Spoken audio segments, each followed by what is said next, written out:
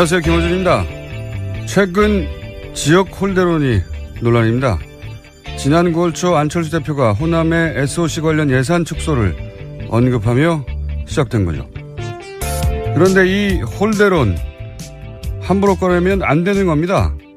왜냐? 제5대 대선 당시 박정희 후보는 호남에서 승리했었고 제7대 대선에서는 김대중 후보 부산에서 50% 가까이 득표했었습니다. 정치적 지역 감정 없었습니다. 이후 자신을 위협하는 정치적 라이벌 김대중을 제거하기 위해 박정희 정권은 통반장까지 호남에 다 뺏긴다는 구호로 지역 감정을 기획해냈고 이 호남 박해는 결국 5.18까지 연결됩니다. 그 결과로서의 실제적, 물리적, 정신적 피해로 인한 호남의 피해의식은 그렇게 사악한 정치 기획의 결과입니다. 그 감정을 자극해 정치적 이득을 취하려는 모든 시도는 그래서 반역사적이죠. 그리고 그래서 홀대론은 함부로 꺼내서는 안 되는 겁니다. 사람의 상처로 정치하는 거니까요. 논란이 이어지자 지난 월요일 안철수 대표가 기자 간담회에서 이렇게 말했습니다. 제가 제 입으로 지역 홀대를 이야기한 적이 없다. 그런가요? 호남 고속철 예산 3천억 신청했지만 95% 삭감됐습니다. 이게 그럼 호남 홀대가 아니면 호남 접대입니까?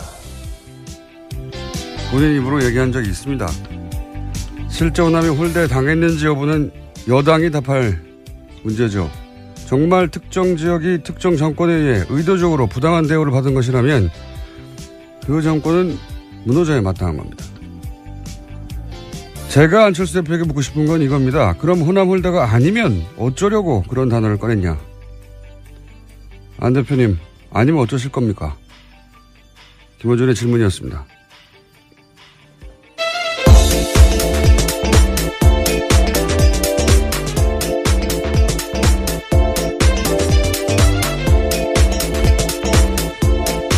시사인의 김은지입니다. 정치인들은 말을 많이 하면 자기가 한 말을 잊어버려요. 네. 그래서 요즘은 그때 부인하기가 참 힘듭니다. 모서리 녹화되고 녹취되고 하기 때문에. 자, 오늘 또 게스트가 꽉 찼습니다. 빨리 달려야 하는 상황이네요. 미니도 또 있고. 네. 네. 저보다 더 많이 출연하는 느낌을 주고 있는 이정열 변호사님이 거의 준 MC급으로 매일매일 나오는. 고정 꼭지가 필요하실 것 같습니다. 아니, 고정보다 더 많이 나와요. 고정은 일주일에 한 번인데 이분이 일주일에 3번씩 막 나오고 있어요, 요즘. 예. 자, 첫 번째 뉴스는 뭡니까? 네, 어제 도널드 트럼프 미국 대통령 유엔 연설 전해드렸습니다. 이를 두고 미국 안팎에서 비판이 나오고 있는데요. 에마니엘 마크롱 프랑스 대통령은 긴장 구조를 거부한다면서 북한과 어떤 대화의 문도 닫지 않겠다라고 밝혔습니다. 뿐만 아니라 스웨덴 외무장관도 잘못된 시간에 잘못 선택한 청중들을 대상으로 한 잘못된 연설이다라고 비판했고요. 이란의 외무장관도 트럼프 대통령의 무지한 헤이트 스피치는 중세 시대에는 맞는 얘기다라고 지적했습니다.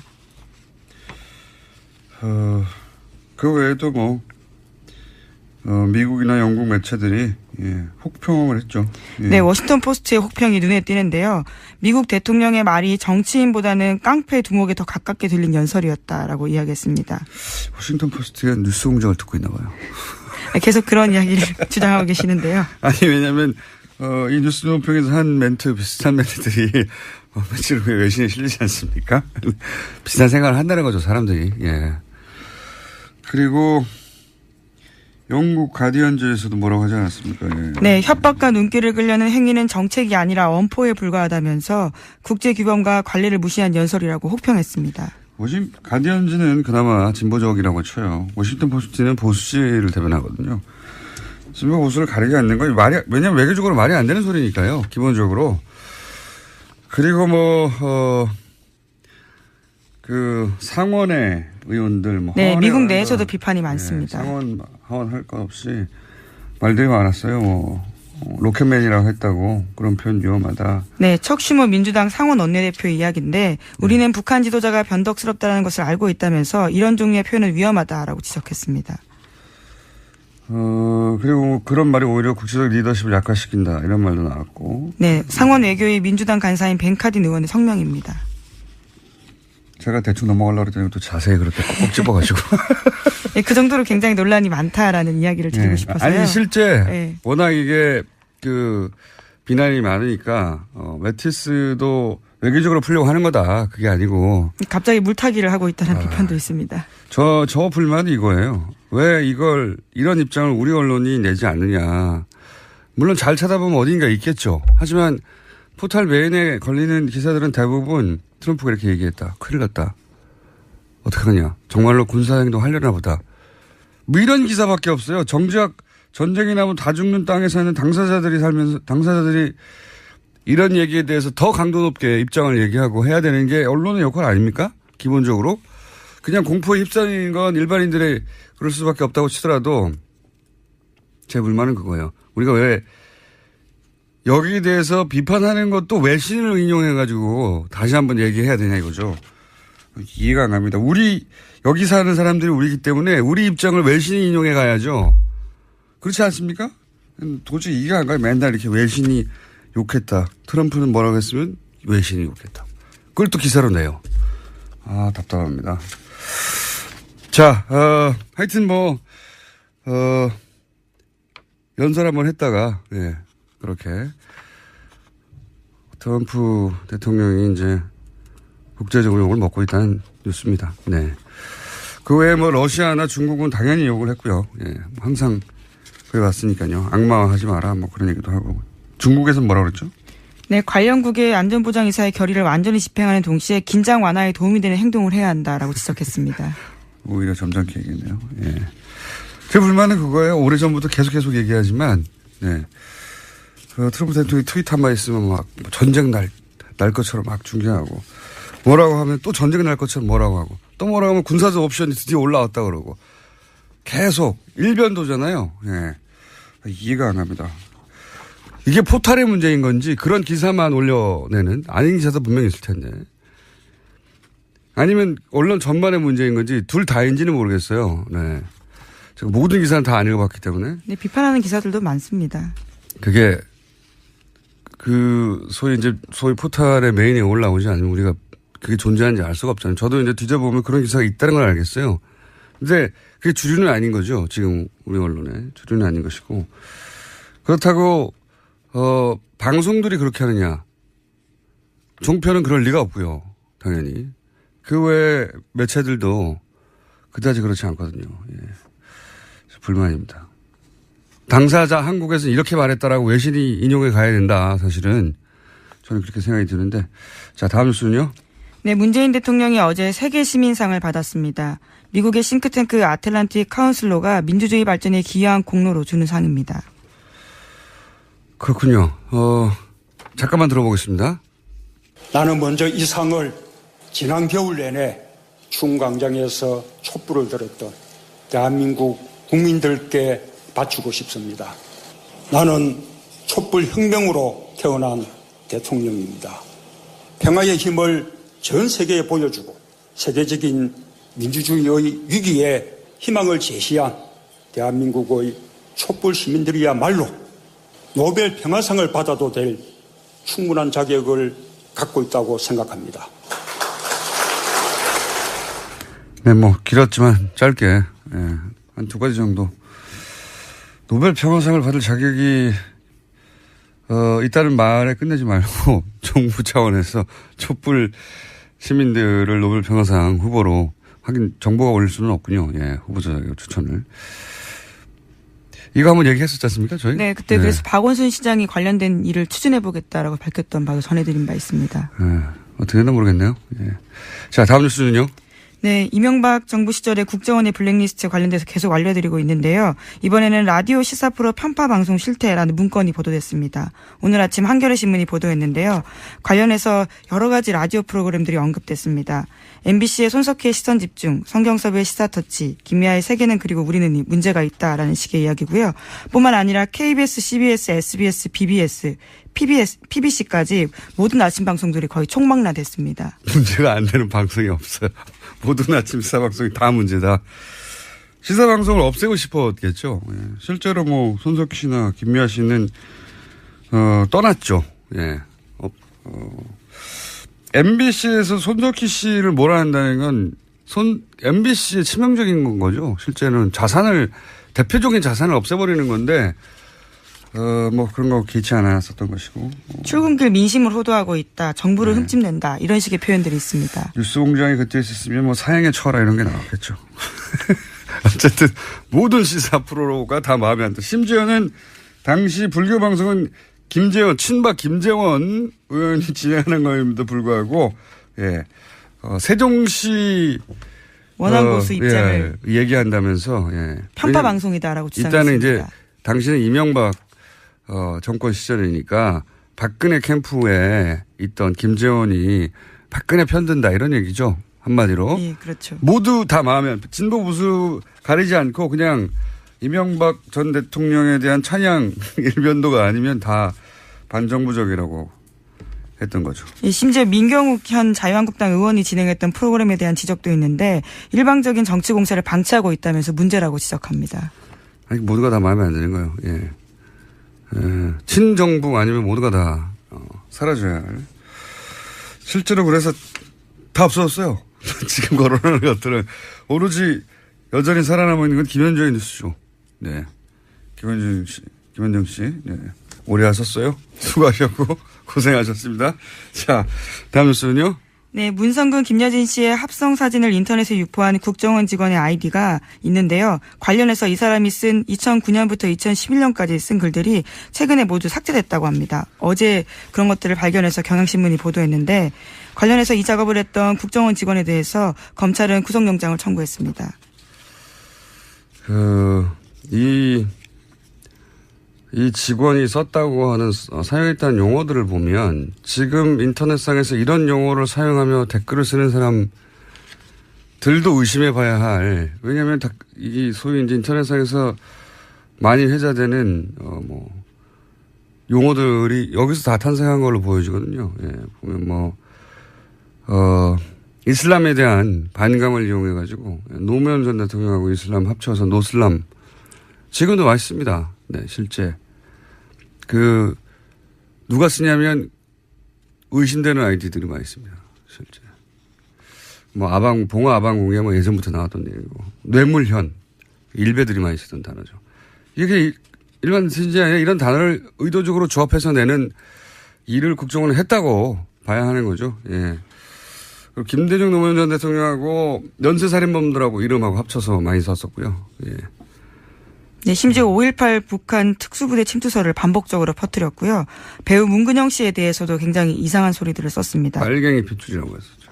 5.18 특수부대 침투설은 그러니까 5.18을 북한이 일으켰다. 라고 하는 것의 발원지는 국정원으로 보여집니다. 제가 보기엔. 네. 근데 이 아이디어를 3일 전에 그렇죠? 지금으로부터 3일 전에 이때가 있다가 한꺼번에 삭제했다는 거죠. 네, 증거인멸이 의심되는 상황입니다. 국정원은 그만큼 들킬 리가 없다고 자신해 왔다는 방증이고 이게 들킬 리가 있냐고. 그리고 또 한 가지 포인트는 과연 이 직원은 구속 영장이 청구되면 발부될지 기각될지. 네. 대부분 지금 기각되고 있거든요. 네. 국정원 댓글 관련해서는 심리전 단장 제외하고는 다 기각됐어요. 모조리. 말도 안 되는 것 같은데 저는. 이 부분은 잠시 후에 말뚝 출연자 이정열 판사 잠깐 얘기 나눠보겠고. 아니 이렇게까지 이정열 전 판사님을 저희가 많이 선배할 줄 몰랐어요. 하도 이어지고 이거 우연이겠지 하다가도 너무 연속되니까요. 일관되고 흐름이. 다시 한번 짚어보겠습니다. 자, 하나 정도 더 할 시간이 되겠네요. 이정열 판사님 지금 연결돼서 기다리고 계실 시간이니까. 네. 채용비리 혐의를 받고 있는 카이 임원에 대해서 검찰이 재청구한 구속영장도 기각됐습니다. 그 얘기는 이제 이정열 판사님하고 하고요. 카이도 연속으로 5개인가가 기각됐죠. 예. 이거 관련해서 연예인 화이트리스트도 화제예요. 그죠? 네, SBS가 어제 보도했습니다. 우파 연예인, 그러니까 그 문건에서는 건전 연예인이라고 표현하고 있는데요. 건전 연예인을 양성해서 조직화해야 된다라는 내용이 담겨 있다고 합니다. 그렇군요. 예. 당연히 그랬겠죠. 그래서 정부 주관 행사나 금연, 금주 등 공익 광고에 우선 섭외해야 된다라는 내용도 있다고 합니다. 국정원이 그런 리스트를 가지고 있고 그리고 어떤 구체적 방안, 보고서가 작성되고 나서 실제 그렇게 실행되지 않은 지금까지 보도된 바로 실행되지 않은 게 없어요. MBC나 뭐 KBS나 이렇게 문제가 된다고 그 사람들 실제로 잘려나갔고 없어졌고 그렇다는 얘기는 연예인 화이트리스트에 이것도 실행에 옮겨졌다고 봐야 되죠. 예, 자기들 우리 말을 잘 들으면 예, 이렇게 된다는 것도 보여주고 또 그 연예인들의 지명도를 이용해서 예, 정권 홍보에 이용하고 그랬겠죠. 예, 실제 그랬겠는데 이분들이 자기 이름이 이 리스트에 올라 있다는 건 모를 거라고 봐요. 예, 모를 거라고 보지만 그렇게 운영했던 거고 저는 뭐 계속해서 얘기하지만 이명박 정권 때 했던 일을 박근혜 정권 때는 안 했겠느냐. 예. 그게 성공적이라고 들키지 않았다고 생각하면 더 확대했겠죠, 오히려. 그런 생각이 듭니다. 자, 여기서 잠깐, 또 기각됐기 때문에, 네. 그리고 저희가 다루지 못하고 넘어간, 국정원 댓글 사건 관련, 자들도 다 기각됐기 때문에 며칠 전에 묶어서 최근의 영장 기각에 대해서 다시 한번, 영장 해설 전담 판사. 이정일 판사, 얘기 나눠보겠습니다. 안녕하십니까, 판사님? 네, 안녕하십니까. 네. 국정원 댓글 관련해서는 심리전 단장만 구속됐고, 관련자들 2명의 영장은 기각됐고, 그리고 또, 요즘은 이게 하도 많이 나와서 다 읽어보지도 못하실 것 같아요. 계속 기각되는 게. 예. 그죠? 이거 또 물어볼 텐데 하고 읽어보고 싶은데 또 기각돼서 네, 다 읽어보지 못하실 것 같은데. 법원에서 저 자꾸 뉴스 공장에 출연시켜가지고 저를 과로사하게 하려고 하는 음모가 아닌가. 자, 일단, 요 앞서 버린 시간순대로, 그 국정원 직원, 아니죠. 이제 이게 팀장이군요. 예. 국정원에서 총 10억 원을 받았던 송아목의 팀장. 이분하고 또 같이 영장이 기각된 문아무개 씨. 네. 외곽팀을 운영하면서, 돈까지 가로챈 가짜 현금 수령 영수증을 만들어서. 둘 다 기각됐거든요. 어떻게 보십니까? 네.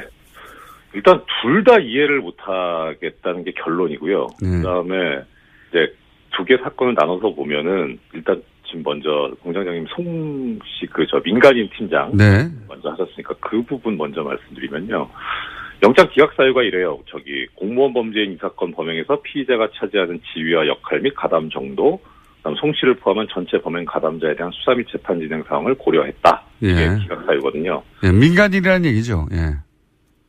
예. 그렇죠. 공무원 범죄인데 이 피의자는 뭐 민간인이냐 아니냐 이런 의미를 내포한 거 아닙니까? 이게 근데 저도 영장 해보긴 했지만 도대체 이게 무슨 말인지 모르겠어요. 그러니까 무슨 뜻이냐면 구속영장 청구해서 이제 구속 사유가 청취자분들도 다 알고 계시겠지만은 범죄 사실이 소명되고 도주의 우려가 있거나 증거인멸의 우려가 있어야 되는 거니까 그럼 기각을 하려면 범죄 사실이 소명이 안 됐거나 도주의 우려가 없거나 증거인멸의 우려가 없어야 되는데 그렇죠. 그 얘기는 하나도 안 나오거든요.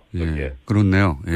이게 무슨 소리인지를 모르겠는데 일단 짐작을 할 수 있는 건 조금 전에 공장장님도 말씀해 주셨지만 공무원 범죄인데 민간인에 불과하다라는 점하고 가담 정도가 적지 않느냐 이렇게 지금 보기 때문에 가담 정도가 적으면 이제 단순 가담자니까 단순 가담자는 보통 형이 높게 선고되지 않기 때문에 그래서 도주의 우려가 없다고 본 거 아닌가 이렇게 추측은 가능합니다.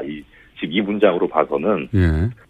그런데 이제 문제는 공장장님도 지적해 주셨지만 이게 민간인 팀장인데 이 사람이 한 게 지금 2009년부터 4년 동안 10억 원을 받으면서 피라미드 조직을 운영했다는 거거든요. 수백 명이 팀원으로 있었다는 겁니다. 그러니까 이 정도면 사실 단순 가담자로 보기는 어렵고 최소한 이제 저희 조직 범죄가 있으면은 구분을 3단계로 하거든요. 수괴, 그다음 중요 임무 종사자, 그다음 단순 가담자 이렇게 3가지로 분류를 하는데 단순 가담자도 아니고 이거 중요 임무 종사자를 넘어서 수괴급이거든요. 이 팀장이니까. 그렇죠. 그러니까 이렇게 단순 가담자로 본 것 자체가 전혀 이해가 안 가고. 두 번째 사안 알겠습니다. 두 번째 사례는 어떻습니까? 저희 시간이 그렇게 많지는 않기 때문에. 네. 예. 두 번째는 그거죠.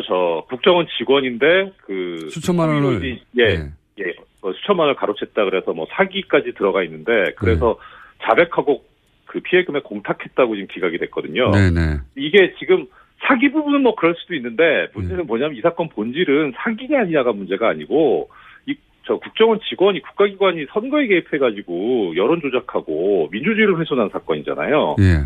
그러면은 일단 불법이 두 개가 있어요. 하나는 민주주의 훼손 부분이 있고 또 하나는 사기 부분이 있는데 그렇죠. 이 사기 부분은 정말 진짜 그 표피에 있는 피부에 있는 지연 말단적인 건데 이걸 가지고 영장을 기각을 했다는 거는 그 밑에 깔려 있는 진짜 중요한 불법, 이중 불법에서 토대가 되는 불법에 대해서 눈을 감아버린 거죠.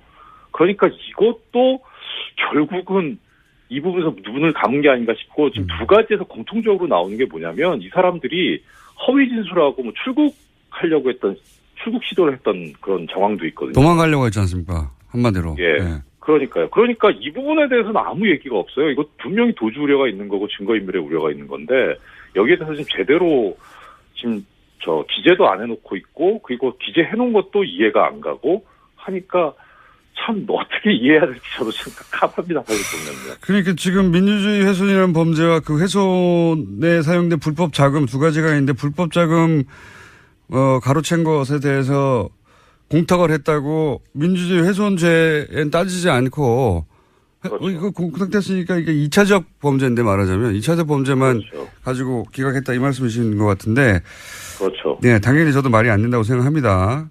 네. 요거만 하려고 했더니 오늘 또 기각이 됐기 때문에 오늘 새벽에 기각된 것도 이번 기각된 거는 그 자체로만 보면 또 이해할 수 있는 부분이 있긴 있어요. 범죄 사실의 소명이 부족하다는 그런 느낌이 들었거든요. 읽어보니까. 그런데 이게 지금 재청구돼서 기각된 거예요. 그 앞에 또 4번의 기각이 또 있죠. 근데 이분은 지금 두 번째인데 이분이 앞에 기각될 때 뭐라 그랬냐면 기본적 증거 자료가 수집돼 있어가지고 그래서 도주 및 증거인멸의 우려가 없다. 그렇죠. 그 사례입니다. 기본 증거가 그 무슨 말이냐 이런 얘기 하셨죠. 그런데 그럼 그때는 도주 증거인멸의 우려가 없다는 거였는데 지금은 범죄 사실 소명이 부족하다는 거거든요. 사유가 완전히 뒤바뀝니다. 그래서 도대체 그렇군요. 법원이 이렇게 일관성이 없는지 모르겠어요. 전문가시니까 그 부분을 짚어주시는군요. 그때는 이런 말 안 하더니 왜 새로 나왔냐. 네. 그러니까요. 차라리 전에 것처럼 그냥 도주 증거인멸의 우려가 없다 그러면 말은 사유는 황당해도 일관성이 있구나라고 이해는 할 텐데 이건 일관성도 없어요 지금. 그러니까 카이 관련해서 지속적으로 거의 두 건인가요? 저희하고 다 영장이 기각됐는데 그리고 민간인 댓글 부대 같은 경우도 단장 한 사람 빼고 다 기각됐고요. 이 전체적 흐름을 어떻게 보십니까? 간단하게 요약해서. 이상하다라고 생각하시면 한 줄로 논평해 주시자면. 저로서는 그 정도밖에 얘기할 수밖에 없고, 이렇게 말씀드릴게요. 제가 초임 판사 때 많이 들었던 얘기인데, 이게 개개 사건으로 보면은 우연히 벌어질 수는 있어요. 근데 이게 우연히 겹치면, 그때는 필연이라고 판단하는 게 판사의 어떤, 직업 자세입니다. 뭔가 필연적인 게 있어요. 여기까지 듣겠습니다. 말씀 감사합니다. 고맙습니다. 이정열 전 부산 판사였습니다. 그리고, 김은지 기자 아직도 못 가고 옆에 앉아서 타이밍을 못 잡고 있었습니다. 수고하셨어요. 감사합니다. 또 떨어졌어. 너 또 입사 시험 봤어? 아니, 차량용 핸드폰 거치대 말이야. 여러 개 사봤는데 실패의 연속이야. 떨어지고 시야 가리고 운전석에서도 멀고 뭐 좋은 거 없을까? 싼 것만 찾으니까 그렇지. 제대로 된 거 하나 사서 편리하게 쓰는 게 더 낫지. 그런 게 있어? 그럼 있지. 1, 2, 3 할 때 2. 힘 세다 할 때 힘. 투힘. 투힘? 2배로 힘이 세다는 건가? 네이버 검색창에 투힘을 검색해보세요. 장실 굿모닝 화장실 바나 굿모닝 바나나. 미궁 대장사랑 혈중 콜레스테롤 개선과 배변 활동 원활에 도움을 줄 수 있는 건강기능식품 광고입니다. 대장사랑에서 전하는 추석 사은행 써 저수지에서 돈 퍼내듯 감사 선물을 펑펑 쏴드립니다. 검색창에 미궁 대장사랑. 골반 잡자 바로 잡자 바디로직. 허리 통증 바로 잡자 바디로직. 몸매 교정 바로 잡자 바디로직. 자세가 좋아지는 골반 교정 타이즈 바디로직. 검색창에 골반 교정 바디로직. 삐딱한 남성 골반 허리에도 역시 바디로직입니다. 바디로직의 효과를 못 느끼셨다면 100% 환불해드립니다. 자세한 환불 조건은 홈페이지를 참조하세요.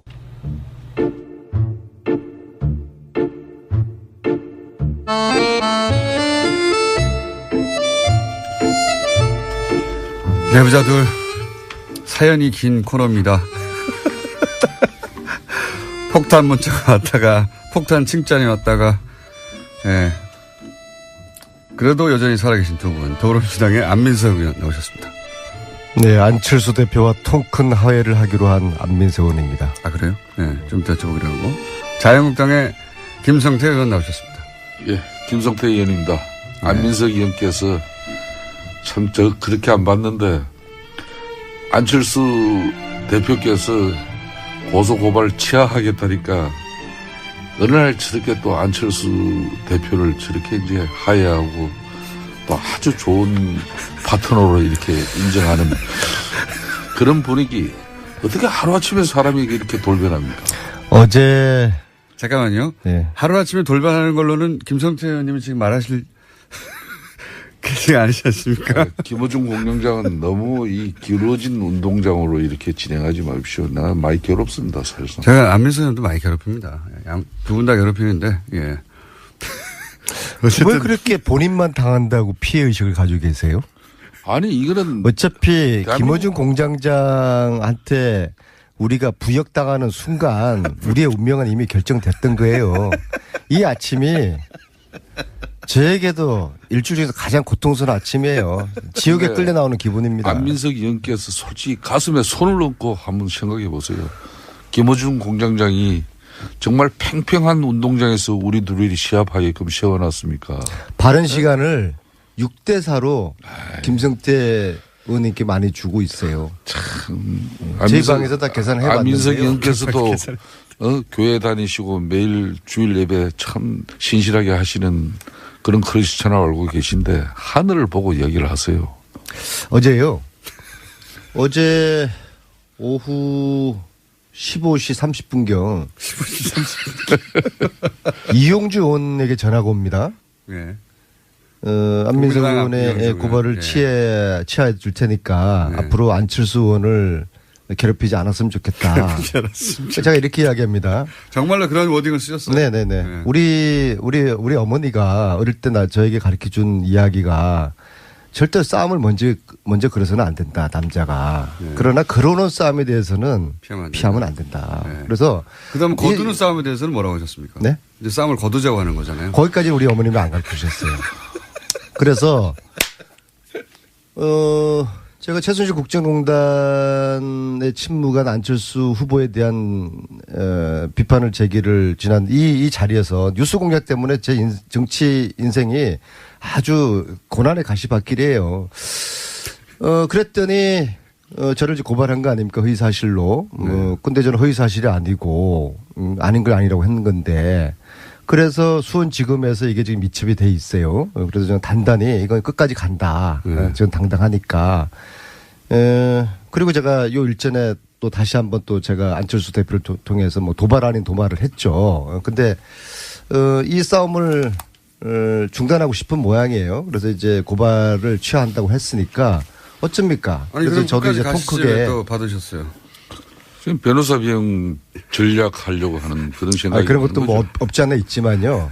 근데 어쩝니까? 상대가 뭐 하야하자 그러는데 이제 통 크게 또 제가 여당 중진 의원이 됐는데 본인은 당했을 뿐인데. 네. 뭐 더 솔직하게 이야기하셔야 되는 게 오늘 김명수 대법관 임명 동의안 국회 처리하는 날이 마침 이게 대의를 위하여 마침 이게 안철수 대표가 오늘 김명수 대법원장을 통과시켜 주겠다는 그런 시그널로 혼자 그냥 전문 용어로 청신호로 제가 받아들였어요. 혼자서 그리고 그냥 아무 상관 없을 때 모르는데. 그렇죠. 하필 날짜가 이렇게 딱 맞아 떨어져서. 그래서 제가 약속을 했습니다. 그래서 이제 앞으로 내가 김명수 대법원장 이야기 그대로 했어요. 내가 싸움 걸지 않지만은 그러는 싸움이기 때문에 내 끝까지 가려고 한 건데 하해하려고 그러면 내가 정중하게 통 크게 받아주겠다. 그렇게 제가 아니 안민석 의원께서 솔직히 진실은 이야기해야지 왜 안철수 의원이 안민석 의원한테 먼저 도발하고 싸움을 걸었습니까? 저는 이 방송에서 안철수 대표가 교문위 의원 같이 동료 의원 생활을 했는데 밥 한 그릇 안 사더라. 아주 이기적인 면을 방송에서 그렇게 해서 문제 제기된 거지. 그래서 제가 이렇게 어제 끝을 맺습니다. 싸움을 안철수 대표에게 전해라. 안민석 의원한테 걸어왔어. 통 크게 밥 사겠다고 전해라. 그래서 이걸로 혼밥 논란도 끝내고 내가 직접 한번 밥을 한번 사면서 그러다가 논란을 끝내자 그렇게 했는데요. 대법원장 인준이 처리가 안 되면 어떡합니까? 그래서 저는 내심으로 그럼 떨어질 겁니다. 내심으로 지금 국민당 호남 의원님들이 24분이거든요. 24분이 계신데 저는 여기서 20표는 나올 거라고 봅니다. 찬성이. 그러면은 이제 통과가 되는 거거든요. 만약에 안 되면 어떻게 하실 겁니까? 그러니까 안 되면은 다시 무효로 하고 이 휴전, 이 화해가 전면 백지화 될 수도 있는 거죠. 아직 그 법적 절차로 들어가지는 않은 거죠. 아니 그쪽이 고소고발을 했으니까 그쪽이 치하해야 되는 거 아닙니까? 아니 치하고 안 하고 이거에 대해 가지고 제가 두려워하거나 신경 쓰는 건 아니고요. 이건 팩트니까 제가 가지고 있는 거는 제가 자신 있는 이제 팩트니까는요. 그래서 발언 내용이 팩트다. 근데 이제 만약에 오늘 대법원장이 통과가 안 되면은 국민당으로서는 이제 설 땅이 없을 겁니다. 설 땅이 그런 없고 저하고 문제가 아니라 의원님은 어떻게 하실 거냐는 거죠. 이 화해는. 참 계산이 복잡하네. 또 들어가야 되는 거죠. 일단 어제 이제 약속을 하고 화해하기로는 했는데 만약에 오늘 부결이 된다. 이것은 이 문제를 떠나서 국민당하고 저하고 관계가 국민당에 저하고 또 여러 가지로 얽혀 있고 소통되는 분들이 있거든요.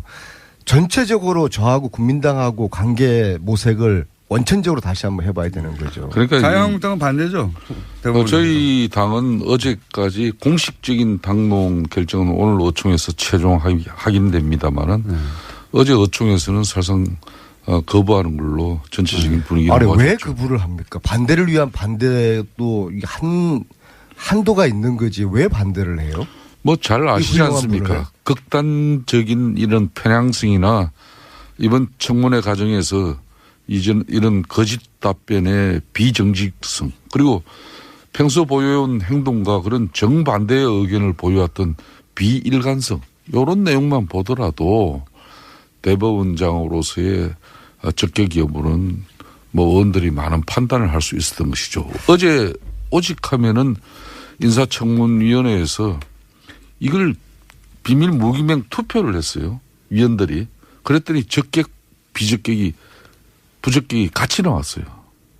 그렇지만은 이제 위원회 청문 보고서는 채택은 됐습니다. 이제 결론은 오늘 국회 본회의에서 임명 동의안이 가결될 것이냐 부결될 것이냐 이런 판단만 남은 것이고 대통령이 대법관 이렇게 임명 권한을 가지듯이 국회는 국회대로 또 국민의 대표로서 이 사람에 대한 판단을 또 우리가 할 수 있는 그런 권한을 가지고 있는 지금 것이죠. 말씀하셨듯이 반대의 논리나 근거가 상당히 부족해요. 그러니까 자유한국당이나 바른정당에서는 이게 이제 반대를 위한 반대를 하고 있기 때문에 아무리 설득을 하고 통과시켜달라고 하더라도 이게 생각이 변하지 않을 겁니다. 그러나 단 제가 기대를 거는 것은 국민의 당인데요. 국민의 당은 지금 이 후보께서 어느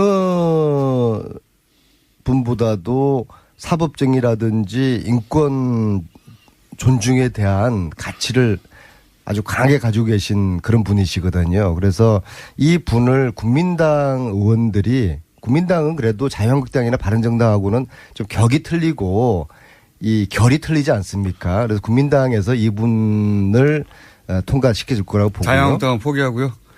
예, 저는 뭐 기대하지 않아요. 어차피 아니, 그쪽에서 그 동네에서는 반대를 위한 반대를 뭐 줄기차게 하고 안민석 있으니까요. 의원께서 지난번에는 바른정당은 그래도 건강한 보수의 가치를 창출해내고 지키려는 아주 좋은 정당이라고 이렇게 칭찬할 때는 또 언제시고. 보니까 거기도 안 되겠어요. 제가 이제 이 김명수 대법관에 대한 이번 인사청문회 과정에서 드러난 몇 가지 문제점을 그런 말씀을 드리겠습니다. 뭐 잘 아시다시피 첫째는 이 후보자가 지난번 뭐 청문회 헌재 소장 당시도 이렇게 나왔으면 사법적인 어떤 가치 또 어떤 이 균형성이라는 것은 정말 마지막 최후 보루가 거긴데 이 편향성을 갖다 극복하지 못하는 후보라 그러면은 다 불행해지는 거예요. 국민도 불행해지고 국가도 불행해질 수 있습니다. 그렇기 때문에 이 대법관 자리는 심지어 헌재 재판관까지도 3명이나 이렇게 추천할 수 있는 자리예요. 중요한 것은 이분께서 아니 균형을 편향으로 지금 오해 잘못 표현하신 거 아니에요? 이분께서 국제인권법 연구회 초대 회장 재임 기간 동안에 개최한 학술 대회는 총 2차례 열렸습니다. 그런데 대한민국에 얼마나 이 학술 연구회가 이렇게 법조인이 특히 국제인권법 연구회 초대 회장으로서 얼마나 주제가 많겠습니까? 유독 이분께서 동성애, 동성혼 옹호에 집중됐었어요. 그중 하나가 이제 이 차별금지법 제정이었는데 이게 이제 동성애 옹호를 이제 주장했다는 거 아닙니까? 그렇기 때문에 지금 우리 안민석 의원께서도 교인이시지만은 지금 얼마나 이 동성애, 동성혼에 대한 부정적인 국민적 여론이 형성되어 있습니까? 이런 부분도 한번 살펴봐셔야 된다고. 잠시만, 이거 중요한 부분이기 때문에 이 부분에 대해서 반론을 해야 되겠어요. 네, 하십시오. 내가 후보께서 말씀하신 것은 저 이야기를 그러면 어느 발언에서도 동성애를 지지한다는 발언을 한 적이 없어요. 하지 않은 이야기를 자꾸 했다고 그렇게 덧붙이는 차별금지법을 그렇게 연결한 거죠. 네, 그리고 그분이 말씀하신 거는 차별금지법의 핵심이 동성애, 성소수자에게도 인권을 존중을 해줘야 된다. 그것은 당연히 법률가로서 판사로서 그것은 당연히 기본적으로 소수자에 대한 인권을 이야기하는 것은 당연한 거 아니겠습니까? 근데 그 이야기를 갖다가 저 동성애를 옹호했다라고 이야기를 아무리 소수자에 대한 인권도 좋지만은 이게 사실과 다른 안민석 주장으로 의원님, 국민들을 현혹시키는 거예요. 안민석 그렇게 하면 안 되는 사실을 가지고 판단을 하셔야 되는 것이죠. 사회적 약자에 대한 차별의 소수 입장이 존중되는 그런 차별금지법은 어느 대한민국 정치인 국민이 반대하겠습니까? 그렇지만은 유독 이 동성애, 동성혼 문제는 동성애자는 국민이 아닙니까, 그럼?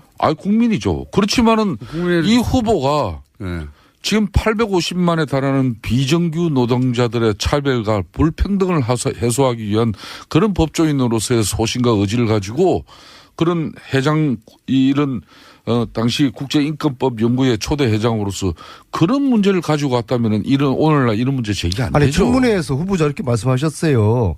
현행 헌법과 민법상 허용되지 않는다 동성애는.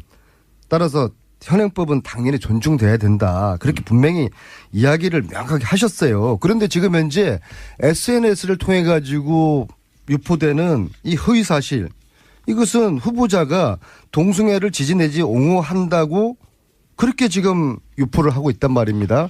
그 허위 사실을 자유한국당이 허위 사실을 가지고 이것을 반대 당론으로 정한 거, 이것은 팩트 자체를 허위적인 팩트를 가지고 당론을 정하는 것. 따라서 그래서 제가 이야기하는 것이 이것은 반대를 위한 반대를 하기 위한 논리를 가지고 있고 이번 주가 되면은 대법원장 임기가 끝이 나요. 그러면 이거를 대법원장 없이 이 사태가 가게 되면은 이것은 국가가 혼란하게 되는 겁니다. 사실은 솔직히 말씀해 보십시오. 자유한국당이 노리는 거, 자유한국당이 의도하는 거, 나라를 혼란시키겠다는 아닙니까? 이거는 보수의 가치하고는 전혀 틀린 거예요.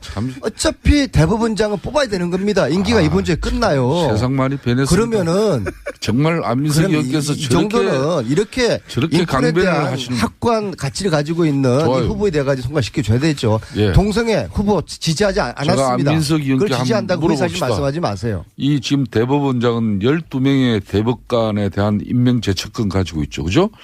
헌재 재판관 또 3인의 지명권 가지고 3,000명이 넘는다는 이 법관 인사권을 행사하는 자리입니다. 이 김 후보자가 대법관, 헌재 재판관, 법관들의 인사권을 가진 대법원장이 되면은 이 동성혼 화법파 이 대법원 판결과 또 군대 내 동성애 허용 헌재 결정이 선고될 그런 위험이 분명히 존재할 수밖에 없는 것이에요. 그거는 현실이 되고 만약 이게 차별금지법이 제정되거나 또 군대 내에서 동성애를 처벌하는 이는 군 행법이 만일 폐지된다고 칩시다.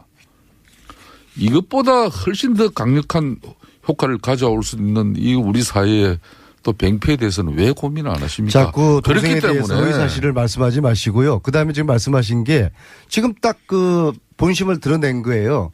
대법원장이 판사들의 인사권을 가지고 있거든요. 판사를 어디로 보낼지 어떻게 승진시킬 다 가지고 있는데 이 대법원장의 역할이 이분을 통해 가지고 사법개혁을 할 수 있느냐 없느냐 이게 가늠자가 되는 겁니다. 따라서 사법개혁이 될까 봐 이제 우리의 사법부가 이제 권력의 신여가 아니라 권력의 눈치 보지 않고 판사로서의 당당한 소신을 가질 수 있는 그런 사법개혁의 광풍이 휘몰아칠까 봐 우리 국민들은 사법개혁의 광풍이 휘몰아치기를 원하고 있어요. 안민석 의원님. 그걸 두려워하는 거 아니겠습니까? 솔직히 말씀해 보세요. 안민석 의원님 사법개혁 중요합니다. 예? 그렇지만 사법개혁 동의하십니까? 지난 박정희 군사정권 56년 이후에 특히 이 대법관을 거치지 않았는데 지금 현재 대법원장 임명된 사실이 있으면 한번 답변 한번 내보세요. 없죠? 그거는 개혁을 하기 위해 개혁이라는 게 뭡니까? 좋아요. 개혁이라는 거는 가죽을 벗겨내는 거예요. 예, 개혁을 아무나 할 수 있는 게 아니에요. 좋아요. 사법제도 개혁을 위해서 그런 파격성을 가진 인사를 대통령께서 하신다지만은 저는 개인적인 사견이지만은 뭐 조직의 간성이나 이렇게 타성에 젖지 않은 인물이 뭐 이런 법조계 특히 사법 제도 개혁을 이끌어갈 수 있는 적임자로 될 수 있다고도 봅니다. 그렇지만 그 조직은 어떻게 됩니까? 인사청문회에서도 이야기가 됐지만은 잘 될 수도 있죠. 김명수 후보자가 줄기차게 주장해 오신 게 분권에 대한 강조를 많이 하셨어요. 분권에 대한 가치는 뭐냐? 두 분이 계속 나가서 이제 대법원장이 인사권을 축소하겠다는 겁니다. 부장판사 승진제 폐지를 주장을 해왔거든요. 이런 분권론자에 대해서 그렇게 폄하하시고 반대를 그냥 반대를 하시고. 그런데 제가 마지막으로 한 말씀만 드리겠습니다. 인사청문회 이번에 과정에서 김명수 후보께서 사법행정에 대한 차별적인 개혁 방안도 지금 제시하지 못했어요.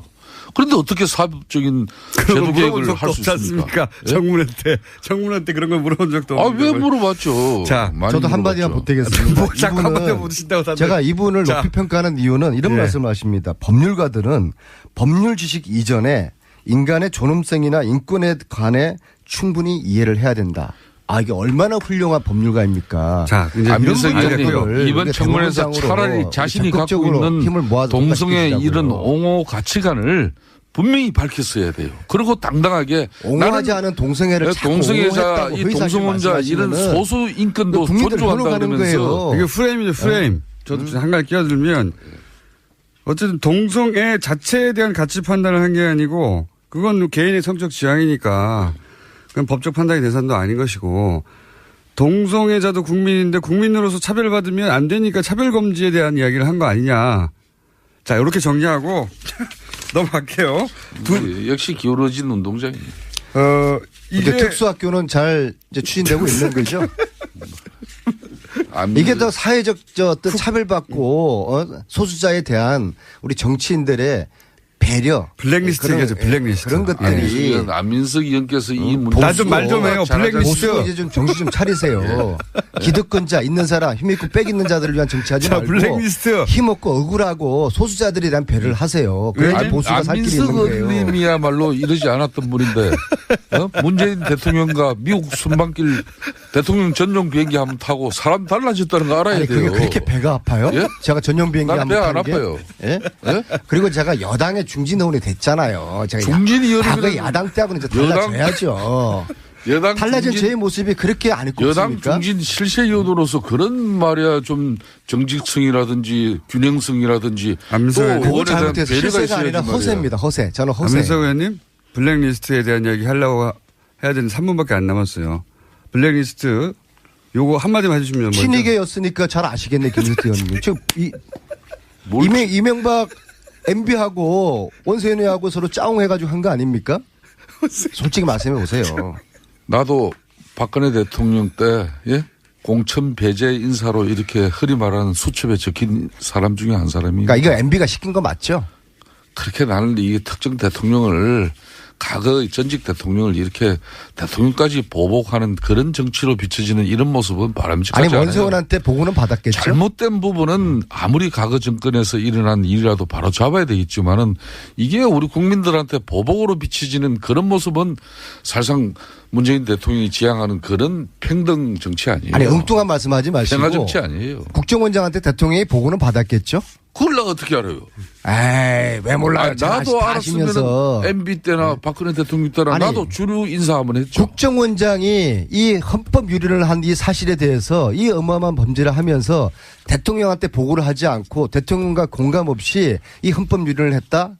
이게 말이 됩니까? 솔직하게 말씀해 보세요. 안민석 의원님, 박은순 시장이 MB가 노무현 대통령이 한 것이 진짜 보복이라고 이렇게 말한 것처럼 지금 현재 민주당과 지금 정권에서는 아무리 정치 보복이 아니라고 해도 노 전 대통령 죽음에 대한 보복 심리가 기저에 깔려 있는 건 사실 아닙니까? 이렇게 가면 안 됩니다. 주진우 기자가 이야기하는 MB가 돈 빼돌린 수조 원 그런 주장에 대해서는 어떻게 생각하세요? 그 주진우 기자가 이야기한 나도 박근혜 정권에 탄압받은 사람이지만은 내가 그렇게 난 보복적인 마음 없어요. 국민의 혈세도 빼돌리고 댓글 조작하고 블랙리스트 만들어내고 이런 것들을 대통령이 몰랐을 리가 있겠습니까? MB를 수사를 이제 해야 되는 것이죠. 법 앞에 만인은 평등한 겁니다. 김성태 의원님이나 저나 MB나 어느 누구나 좋습니다. 만인이 평등한 겁니다. 좋습니다. 법 안에 국민들의 의혹을 밝히기 위해서 MB가 스스로 검찰에 조사를 받겠다. 그 이야기를 해야지. 그런데 전직 대통령으로서 당당한 모습을 보여주는 거예요. 의원님, 내가 한마디 부탁 좀 드립시다. MB가 시켰거나 아니면은 MB가 보고 받았죠. 실세 사선의원이니까 내가 한번 좀 이렇게 첨언을 해드리면은 절대 당의 주류들이나 실세들이 나서고 또 박은순 시장이나 이런 누가 봐도 이 정권의 핵심적인 지방 강력 단체장들이 내가 이렇게 불이익받다 그렇기 때문에 MB 수사해달라 그러면은 아무리 정말 MB가 이 잘못된 사람이라 하더라도 그 균형성이 잘못된 거 지금 인정하셨네요. 국민 여론이나 앞으로 잘못된 게 있으면 검찰 수사를 통해서 피해자 밝혀졌지 않습니까? 문성건 김미아 피해자 밝혀졌잖아요. 가해자가 있을 거 아닙니까? 그 가해자는 원세훈, MB 이 사람들 아닐 겁니까? 그러면 검찰에서 엄정하게 수사를 해야죠. 그러니까 법 앞에 만인은 평등해야 되는 겁니다. 그러니까 국정은 적폐 청산. 우리도 잘못하면은 감옥 갈 생각하자고요. 그렇습니다.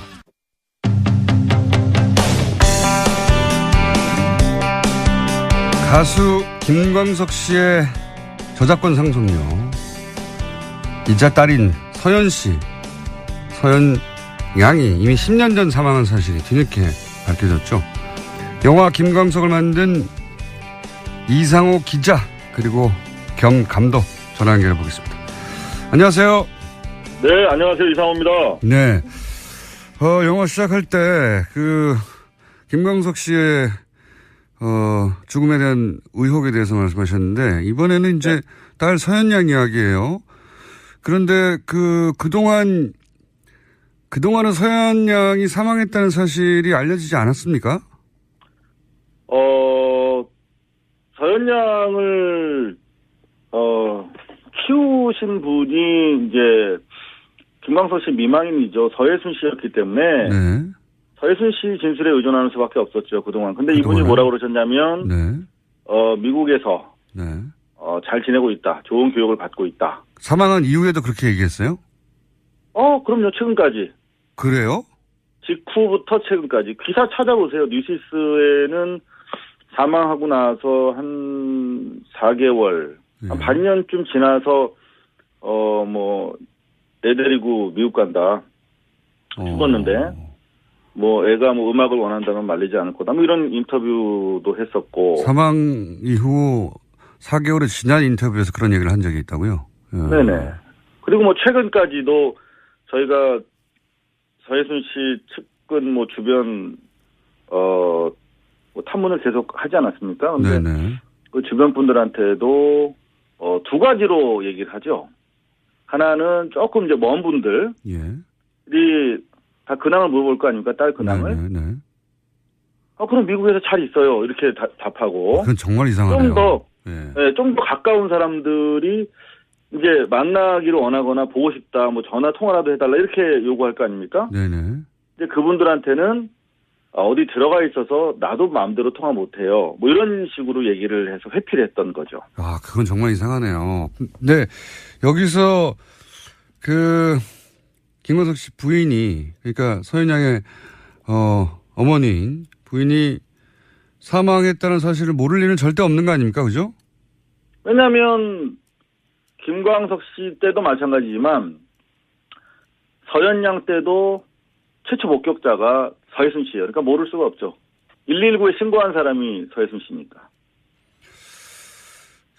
그 대목은 정말 이상하긴 이상합니다. 예. 딸이 사망을 했는데 굳이 숨길 이유가 없을 텐데 최근 10년 그래서 이제 행방이 묘연하다는 기사가 처음에 떴었군요. 서현양의 행방 묘연하다는 기사가 뜬 걸 제가 봤는데. 예. 그때만 해도 저희는 사실 어느 정신병동 정도에 감금된 걸로 판단을 했어요. 그런 취지의 진술들을 많이 확보했었거든요. 그렇게. 그러니까 가까운 사람들한테 그렇게 둘러댔으니까. 가까우면. 그래서, 어디 들어가 있어서 연락이 안 된다는 말을 가까운 분들은 그렇게 이해했었군요. 그렇죠. 그래서 저희가 이제 궁여지책으로, 그저께 경찰서에 간 거죠. 실종신고라도 내서 저희 판단으로 봤을 땐 강제적으로 입원, 즉 감금돼 있는 상태라고 판단한 거죠. 근데 이제 그 과정에서 용인 동부경찰서에서 감금 안 됐는데요? 이렇게 얘기하더라고요. 당연하죠. 사망했으니까. 저희 정말 놀랐습니다. 야, 그 정말 놀랄 일인데, 예. 부모가 살아있다고 하면 다들 그냥 그렇게 믿었겠죠. 다만 어디에 있느냐의 문제인 줄 알았는데, 10년 전에 사망했다. 근데 이제, 언론에 보도되기로는 당시 사망 원인은 급성 폐렴이고 타살 혐의점이 없어 내사 종결했다는 게 당시 경찰 얘기 아닙니까? 이 서현양의 죽음에, 물론 이제 죽음을 지가 며칠 안 되기 때문에, 예. 네네. 아직은 뭐 들여다봐야 될 부분이 있을 것 같긴 한데 현재까지 석연치 않은 측면이 있습니까? 일단 기본적으로 석연치 않은 점, 조금 전에 우리 진행자께서 말씀하셨던 것처럼 왜 숨겼을까 엄마가? 예, 그건 정말 석연치 않습니다. 예. 예, 그 부분이 가장 석연치 않은 부분이고요. 납득하지 않고요. 예. 예, 그것과 관련해서는 충분한 그 이유가 저희가 판단할 수 있는 근거가 있어요. 그 부분에 대해서 물으시면 제가 다음 질문으로 답을 드릴 텐데. 네. 일단 경찰 수사와 관련해서는 지금 저희 뭐 짧은 시간이지만 많은 제보가 들어오고 있고 취재가 이루어지고 있는데 경찰이 타살 혐의점을 찾지 못한 거지 없는 건 아니었던 거죠. 그러니까 그 당시에는 서해순 씨에 대한 전반적인 그 사태 이해를 경찰이 갖지 못했고 상식적으로 부모가 엄마가 딸이 이렇게 집에서 숨진 채 발견됐다. 네. 이런 신고를 했을 때 의심하기 쉽지 않죠. 그건 뭐 당연하죠. 뭐. 예. 근데 일단 현재 상태에서도 경찰이 발표한 수사 결과와 저희가 확보하고 있는 제보 내용과 중요 부분에서 틀린 점이 상당히 많아요. 어떤 제보가 왔습니까? 네. 요거는 이제 저희 팩트 파인딩 중인데요. 네. 공장장님께서 물으시니까 답을 드리자면. 네, 일단은 제보 받고 팩트 파인딩 하는 와중이긴 한데 제보는 왔다. 그 제보 내용이? 네네. 일단, 숨진 채 병원에 도착했다는 거예요. 이미 숨진 채 도착했고, 예. 네, 김광석 씨 때랑 똑같은 겁니다. 예. 만약에 죽였다면 숨진 채 도착할 수밖에 없겠죠, 병원에. 살아있는데 도착할 수는 없겠죠. 그죠? 두 번째는, 서둘러서. 급성 폐렴이고, 위독한 상황이었는데 이미 사망한 채 도착했다. 위독한 채 너무 아파서 온 게 아니라 일단 그게 하나 있고요. 예. 예, 그게 중요하고 두 번째는 그 의료 전문가들께서 많이 제보를 주시는데 예. 폐렴이라는 병이 그렇게 그 어린 나이에 급성으로 보통 어르신들께서 걸리시는 합병증으로 나오는 건데 네네. 어린 나이에 그런 병력도 없는 16살 여자아이가 네. 저희가 판단했을 때 상당히 정상적인 상태였거든요. 건강도. 서예순 씨가 많이 아프다고 외부에다가 언론 플레이를 했지 저희가 파악했을 때는 신체적으로 상당히 건강한 아이였어요. 정신적으로도. 근데 이 아이가 갑자기 3일 만에 발병을 해가지고 집에서 사망할 정도로 그렇게 급격하게 진전되는 병이 아니고 네. 만약에 3일간 그 정도로 아팠다 그러면 병원에 바로 데려가야 할 그런 사안이었다. 그렇겠죠. 왜냐하면 네. 그 정도 아파서 숨질 정도면 어마어마한 그 흉부 특히 통증을 유발한대요. 그러니까 최소한 이 부분에서 이제 저희는 유기치사, 최소한 유기치사, 최대한 살인의 의혹을 제기하고 오늘 11시에 잠시 뒤에 서예순 씨에 대해서 고소장을 제출할 예정이에요. 그러니까 뭐 의사들이 의료 전문가들이 그 나이 때 급성폐렴도 잘 안 걸리지만 만약에 정말 급성폐렴이어서 3일 만에 사망했다면 네. 엄청난 고통을 호소했을 텐데 왜 병원에 안 갔느냐, 너 그거 이상하지 않느냐. 그렇죠. 상식적인 수준의 의혹 제기입니다. 네네. 더구나 지금 뭐 우리 사회자 말씀대로 알리지 않았다는 거 아닙니까? 주변에 조차도. 네, 그것도 너무 이상하죠. 근데 그 알리지 않은 것이 그냥 뭐 좋은 일도 아니니까 뭘 알리지 않는 게 좋지 정도가 아니라 아예 빈소도 차리지 않았다는 제보가 있어요. 그러니까 주변에서 아무도 몰랐겠죠. 예. 그렇죠. 장례식도 안 하고 빈소도 없었던 거죠. 그러니까 저희가 지금 팩트 파인딩 중인데 파인딩 되는 대로 또 공장장님한테 보고 드리겠습니다.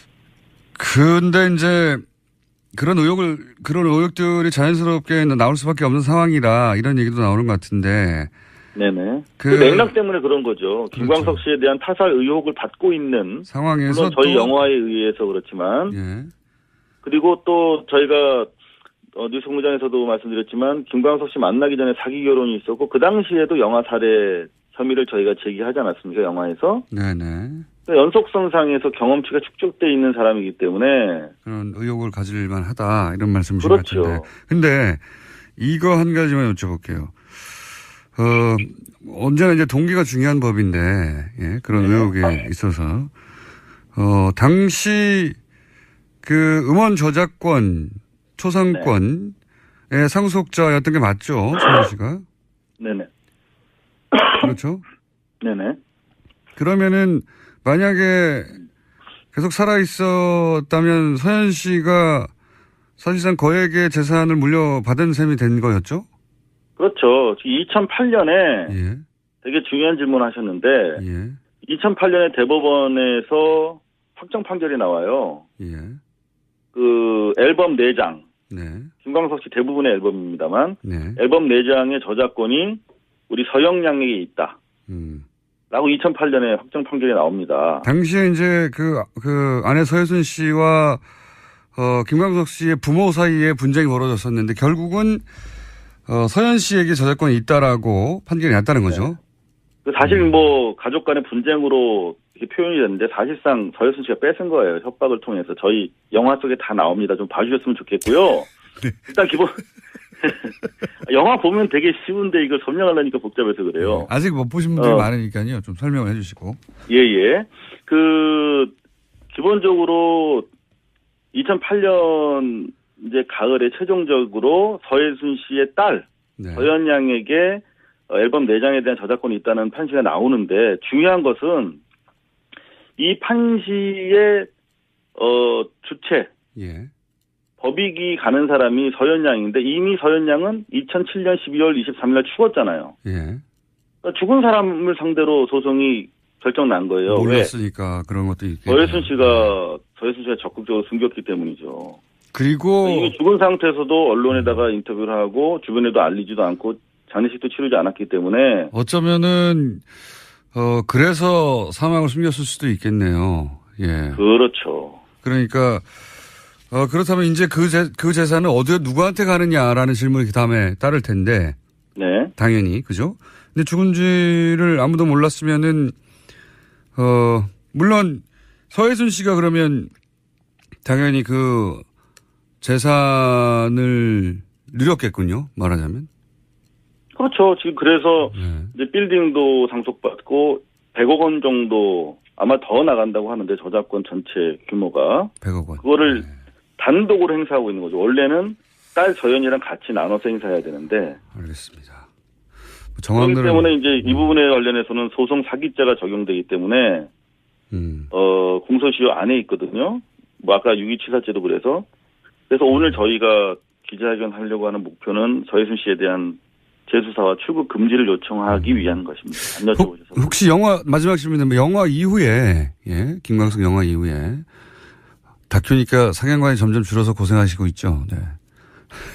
뭐 상업 영화가 워낙 많아서요. 예, 저도 다큐를 해봐서 압니다. 동병상련을 느끼며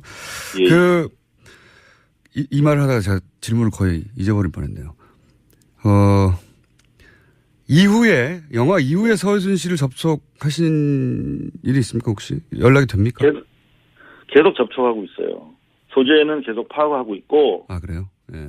일체 연락을 끊고 잠정한 상태인데. 네. 지금 해외로, 빠져나가기 위해 상당히 재빠르게 준비를 하고 있기 때문에. 조금 조급한 그런 심정입니다. 그렇군요. 어디에 있는지는 정확하게 모르지만 연락은 되신다는 거죠? 아니, 연락을 전혀 안 받고 있고요. 안 받고 있다고요? 전혀. 저희 계속 위치 이동할 때마다 제보가 오고 있어요. 제보가 오고 있다. 네네. 알겠습니다. 요사는, 영화도 영화고, 영화를 넘어서서도 중요한 사건이라, 문제 제기해 주신 거 감사드리고, 저희가 계속 인터뷰 하겠습니다. 예. 자, 영화가 내려가기 전에, 빨리들 이 영화를 보시고요. 자, 오늘 말씀 감사합니다. 예, 감사합니다. 지금까지 영화 김감석의 감독 이상호 감독이었습니다. 오빠, 우리 어디 가는 거야? 정수 가지. 와, 우리 말 타러 가는 거야? 그렇게 좋아? 고민하지 말고 장수로 오세요. 온 가족이 즐기는 승마 체험과 국내 최대 규모의 말역사 체험관 등 장수에는 정말 볼 것, 누릴 것들이 넘쳐난답니다. 말의 심장 소리를 직접 느껴보는 장수에서의 하룬 여행. 장수는 항상 가까이 있습니다. 주말 여행은 장수로. 승마 체험 예약은 063-350-5486. 또 목에 걸렸어. 왜 작은 건 없지? 그럴 땐 더알티지 오메가3. 스마트폰을 너무 많이 봤나 봐. 눈이 너무 건조하네. 그럴 땐 더알티지 오메가3. 손발도 저려. 그럴 땐 더알티지 오메가3. 알았어. 더알티지 오메가3. 그래, 약사들이 만든 GM팜을 검색해보라고. 오케이, GM팜.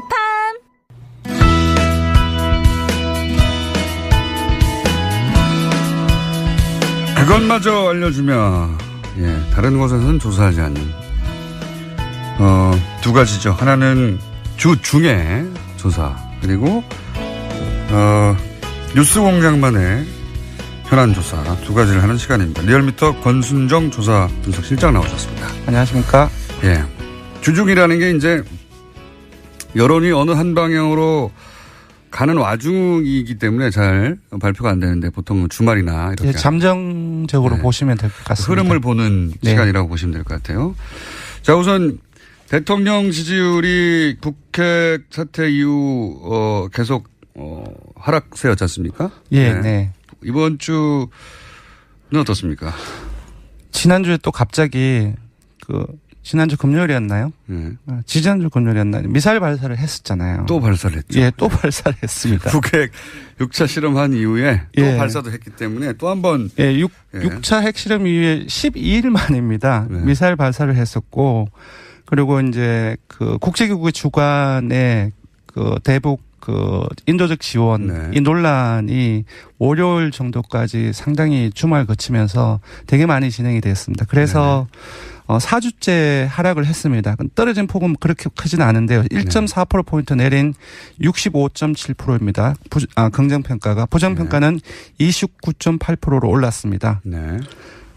특이점을 보자면은, 대구 경북에서 취임 후 처음으로 아주 미미한 차이긴 하지만 부정평가가 47, 긍정평가가 46으로 부정평가가 앞서기 시작을 했었고요. TK 지역에서. 네. TK는 3주 연속 내림세가 계속 이어지고 있습니다. 네. 그리고 이번 주 조금 특이한 부분들은 지난주까지는 40대 이하라든지 호남 같은 경우는 상당히 높은 지지율을 계속적으로 유지를 하고 있었거든요. 네.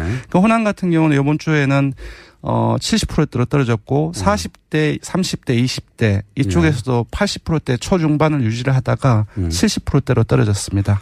그렇군요. 네. 진보층에서는 항상 90%를 넘어왔었는데 80%대 중반으로 하락을 했고요. 이게 대북 인도 지원 논란 같은 경우에는 북핵 위기가 있는데 네네. 이 시점에 대북의 인도 지원을 해야 되겠느냐 네네. 하는 갈등의 논란이 진보층에도 있는 거죠, 실제. 맞습니다. 보수층뿐만 아니라 진보층에서도 그리고 20대와 30대를 비롯한 청년층에서도 진보적인 의식은 가지고 있지만 이 현재적인 엄혹한 상황 속에서 안보 논란 속에서 안보 위기 속에서 현재 지금 지원을 해야 되겠나라는 인식이 상당히 퍼져 있는 것 같습니다. 그게 이제 6차 핵실험하고 10번째 미사일 발사. 네네. 되는 연속적인 상황. 그리고 뭐 특히나 트럼프 대통령의 거의 하루가 멀다고 나오는 전쟁 불가론. 그렇습니다. 불가론이 아니라 불사론 네네. 같은 게. 그게 거의 한 달 이어졌거든요. 한 달. 네, 한 달 이어졌고 네. 거기와 함께 국내에서 야당의 공세가 상당히 강력하게 지속이 되었습니다. 야당의 공세는 항상 있는 건데 야당의 네. 공세 플러스 그리고 트럼프 대통령의 어떤 그런 강성 발언을 실시간으로 중계하는 게 항상 포탈의 메인에. 네네. 아침마다 일어나면 오늘 전쟁 날 것 같아요. 네, 그렇습니다. 외국의 그런 사례들이라든지 뭐 자유한국당 같은 경우는 NPT 탈퇴 이 부분도 이미 언급이 되었고 그래서 이성보다라는 그 감성이라든지 그런 어떤 진영 논리 그런 부분들이 상당히 강화된 시기였습니다. 공부심이 한 달간은 최대치로 자극됐다고 볼 수 있고. 네네. 저는 그렇게 한 달간 주요 포탈과 그다음에 보수 매체 혹은 뭐 야당 언론들 그리고 실시간 뭐 전쟁 가능성에 대한 중계로 한 달간 때린 것 치고는 한 8% 정도 떨어졌나요? 8월 5주차부터 이번 주차까지 4주차까지 이렇게 빠지고 있는데요. 8.2%포인트 하락했습니다. 그 정도면 저는 굉장히. 네, 지지도가 워낙 높았기 때문에 8.2%포인트 하락을 해도 지금 여전히 60%대 중반, 60% 중반이면 3명 중에 2명이 지지를 하는 응답이거든요.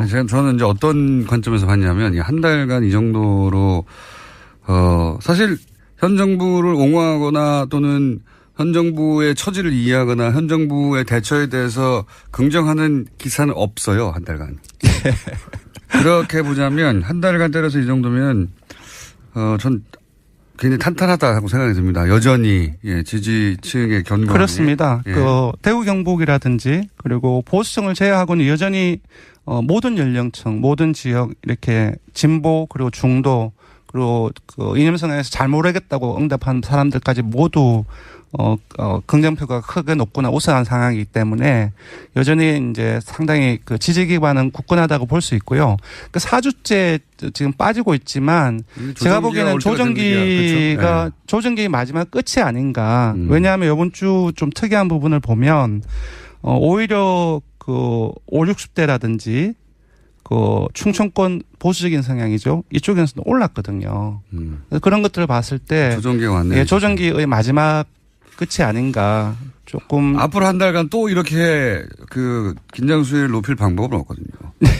뭐 또 미사일 또 둔해져요 사람이. 미사일 발사라든지 또 핵실험이 일어난다고 한다면은 좀 별 문제겠지만 이제 향후 이제 정기국회가 있기 때문에 국내 이슈로 돌아오면은 아마 지금으로부터는 소폭 이제 이후에는 회복세를 보이지 않을까 그렇게 예상을 합니다. 자, 정당은 어떻습니까?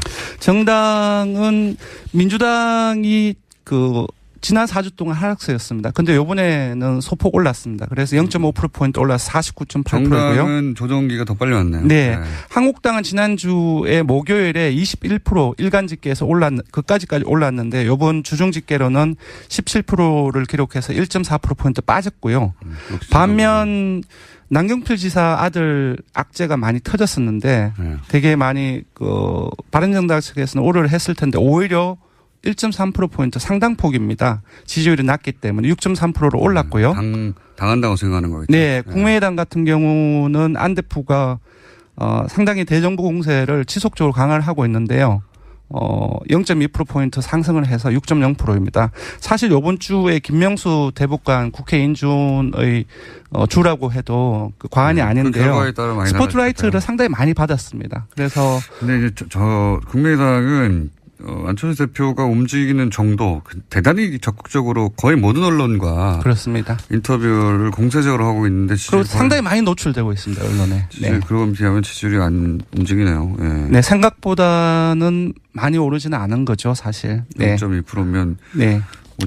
워낙 지지율이 사실은 바른정당, 국민의당, 정의당은 낮기 때문에. 예, 정의당도 소개를 해드려야 될 것 같네요. 정의당이 이번에는 좀 많이 빠졌습니다. 1.1%. 예, 한국당은 MPT 탈퇴라든지 핵무장론 그리고 트럼프가 북 완전 파괴, 유엔 연설했지 않습니까? 여기에 대해서 연일 강력하게 비판을 했었는데요. 1.1% 빠졌습니다, 오히려. 그래서 4.7%를 기록했고요. 전반적으로 이제 그 공포 심리가 네. 진보 진영에 대한 네. 지지를 좀 뺀다는 거는 뭐 여러 차례 입증되어 왔던 네네. 바인데, 예. 자, 정당은 이렇고요. 큰 차이는 없습니다, 사실. 네, 큰 차이는 없습니다. 네. 추세가 어떠한가 하는 건데. 네네. 민주당은 이제 꺾어지다가 다시 올라가는 추세고. 네, 한국당의 지지층이 일부 빠져서 바른정당으로 지금 가고 있는 상황이고요. 네, 당한다는 인식인 것 같고. 네. 국민의당은 거의 변화가 없고, 정의당이 이 안보국면에서 좀 지지율이 빠졌다. 네, 진보층하고 20대를 중심으로서 빠졌기 때문에 제가 보기에는 대통령과 마찬가지로 그 인도 지원 논란 이 부분에 대해서도 지원하는 어떤 입장을 발표를 했었죠. 그래서 영향을 미치지 않았나 싶습니다. 네, 알겠습니다. 현안 조사 시간이 너무 많이 갔네요. 현안 조사 공수처 이 설치에 대한 찬반입니다. 일단 결과는 찬성이 매우 높습니다. 10명 중 7명에 이르는 68.7%가 찬성을 했고요. 반대는 21.5%입니다. 그래서 찬성이 반대의 3배 이상에 이릅니다. 이거는 뭐 자연스러운 보통 이제 여론조사에서 60% 넘어가면 압도적이라고 하잖아요. 예, 이 공수처 부분은 이제 적폐청산의 상당히 중요한 부분이기 때문에 좀 야당에서도 강력하게 나오고 있는 상황인데 결과를 보면 한국당을 지지층을 제외하고는 모든 지역, 모든 연령, 이념 성향, 정당 지지층, 지지정당마저도 한국당을 제외하고는 그 찬성 여론이 크게 높거나 우세한 상황입니다. 그렇죠. 공수처가 설치돼서 그 조사 대상이 될 사람이 일반 국민들 중에는 아무도 없으니까요. 네, 대통령하고 국회의원, 판사, 검사, 판사, 검사, 고위공무원 이런 사람들이기 때문에, 네. 근데 자유한국당 신기한 부분은 자유한국당 지지층이라고 해서, 네네. 그분들이 다 대통령이고 판사고 검사고 아니지 않습니까? 네. 근데 이제 새 정부 초기까지는 적폐청산이라든지 이전 정부의 문제점들 그런 부분들을 많이 공유를 해서 이러한 부분들에 대해서 자유한국당 지지층도 상당히 이제 찬성하는 입장에서 되게 많았는데 지금은 이제 여야 대립 구도가 상당히 강화되면서 이제 진영 논리로도 상당히 재편되고 있는 상황입니다. 그렇게 만들기 위해서 자유한국당이 노력했고 그 점에서는 자유한국당이 일부 성과를 보고 있는 거죠. 상황이죠. 자유한국당 입장에서는 만족스럽지는 않겠죠. 물론 네네. 아직 10%대니까. 네네. 그렇지만 그렇게 끌고 가기 위해서 사실은 자유한국당은 대선 이후 지금까지 단 한 번도 노선을 바꾸지 않았다. 일관되게 진영 논리로 끌고 가기 위해서 노력했고 일부 네네. 성과를 북핵 덕분에 얻고 있다. 사실상 중도라든지 이쪽으로 확대 전략보다는 자신의 지지층, 바른정당도 있기 때문인 것 같은데요. 자신의 지지층을 강화시키기 위한 그런 전략에 집중을 하고 있는 것 같습니다. 앞으로도 그럴 것 같고요. 그럴 수밖에 없죠. 본인들이 누리던 지지율이 사실은 생각해 보면 탄핵 국면 이전에 네네. 최소한 이것의 2-3배 정도 됐었거든요. 네네. 30-40% 가까이 됐었으니까. 네네. 그것에 반토막에 가깝지 않습니까? 예, 그렇죠. 네. 홍준표 대표 24.1%를 얻었지 않습니까? 최소한 거기까지는 가야 된다고 생각하는 거죠. 24%에서 30%까지는 갈 수 있는데 30%를 가면은 당연히 지금 50% 전후를 민주당의 지지율이 제가 봐서는 40%대 초반까지 떨어질 수 있으니까 그렇게 되면 해볼만 하다고 생각합니다. 6.13 지방선거가 상당히 이제 상당히 이제 경쟁 구도로 들어가는 지방선거가 거죠. 이제 다음에 있는 가장 큰 선거니까 네네. 거기에 포커스를 맞춰서 전략을 짤 수밖에 없고 자유한국당도 네네. 그러다 보니까 뭐랄까요 일부에서는 너무 극우적이다라고 비판도 하지만 네네. 가장 자신 있고 항상 해왔던 방식으로 할 수밖에 없는 거죠. 그렇습니다. 이해하자면 지지율이 그걸 보여주고 있습니다. 대선 이후에 지금까지 지속적으로 완만하게 계속 상승세에 있습니다. 과거에 자신들이 했던 가장 익숙한 방식으로 이제 그러면서 극단적이 되어가는 부분에 대한 비용을 감수하는 거죠. 그렇습니다. 확장성은 떨어져 갈 수밖에 없는데 그건 이제 자유한국당의 딜레마겠죠. 네. 그쪽에서도 이렇게 극단적인 이미지로 가서 지지율 어느 정도 오르겠지만 그 다음은 어떻게 하냐는. 근데 그렇죠. 이제 그건 그때 고민할 일이고. 그거는 전국 선거에서는 문제가 되지만 지역 선거 같은 경우는 개별 지역으로 나눠져 있지 않습니까? 그러면 개별 지역에서는 보수 중도라든지 그런 것들이 한쪽에 집중되어 있는 지역들이 많기 때문에 일정 성과를 최소한은 올릴 수 있는 거죠. 그래서 이제 전략적으로 그렇게 가는 것이다. 네네. 유석춘 위원장도 그래서 저는 영입했다고 봅니다. 그런 정치적 계산을 분명하게 하고 그런 면에서는 자유한국당이 옳고 그러다의 문제가 아니라 굉장히 영리하게 플레이를 하고 있는 거죠, 지금. 그렇게 볼 수도 있죠. 옳다 그러다의 문제는 전혀 다른. 옳다 그러다의 문제는 아니고요. 다른 차원의 문제지만 그냥 단순히 이것을 전략의 차원에서 분석하자면 자유한국당의 전략이 굉장한 위험을 감수하고 있지만 지금 여기까지 지지율이 일단 올라오는 데까지는 기여했다. 그 다음부터가 문제라고 봅니다. 여기서 과연 국민들이 많이 바뀌었기 때문에. 최소한 지역선거인 6.13 지선에서는 일정 정도 효과를 볼 수 있다라고 보는 거죠. 저는 자유한국당 입장에서 피해도 굉장히 크다고 보는데. 네. 그건 저희가 걱정할 건 아니고. 자, 여기까지 하겠습니다. 조사 개요는요? 네, 이번 대통령 정당 조사는 TBS 의뢰로 전국 19세 이상 성인을 대상으로 18일부터 20일 4일 동안 무선 80%, 유선 20%, 전화면접 자동응답, 혼영방식으로 실시했고 최종 응답자는 1,526명입니다. 표본오차는 95% 신뢰수준 플러스 마이너스 2.5%포인트, 응답률은 4.4%이고요. 이번 현안 조사는 최종 응답자가 514명이었고 표본오차는 95% 신뢰수준 플러스 마이너스 4.3%포인트, 응답률은 5%였습니다. 지금까지 리얼미터 권순정 조사분석 실장이었습니다. 감사합니다. 고맙습니다.